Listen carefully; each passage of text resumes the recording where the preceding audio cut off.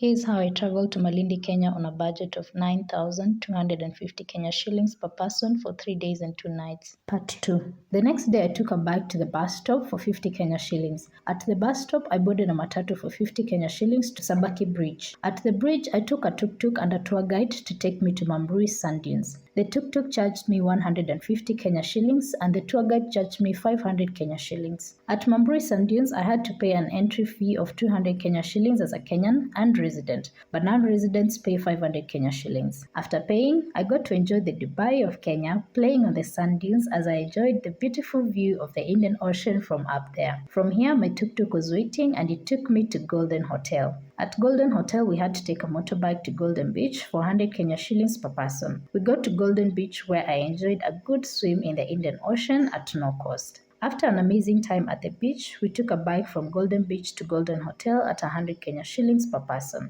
At Golden Hotel, we took a tuk-tuk that charged us 400 to the mouth of River Sabaki. At the mouth of River Sabaki, they charge an entry fee, and so I paid 200 Kenya shillings as a Kenyan and resident, but non-residents pay 400 Kenya shillings. One is also required to pay 500 for a tour guide. At the mouth of River Sabaki, I got to see where River Sabaki, which has its source at the Ngong Hills, flows down as River Athi, then River Galana, then River Sabaki, and finally pours its water into the Indian Ocean. The interesting thing is, the river water and the ocean water never mixes. I also enjoyed some flamingos and so many bird species. This is actually one of the best spots for bird watching at the Kenyan coast. We also spotted some hippos and finally enjoyed a beautiful sunset. Before it got dark, we got into the tuk-tuk that took me back to Malindi town, had dinner and called it a day. During my trip, we cooked at the house but also ate out. There are so many local restaurants serving Swahili cuisine at very affordable prices. Like this pigeon peas or what Swahili call mbazi za nazi with mahamri is 50 Kenya shillings. This biryani is 500 Kenya shillings. This kuku choma with accompaniment is 250 Kenya shillings. The next day was a Sunday and my last day,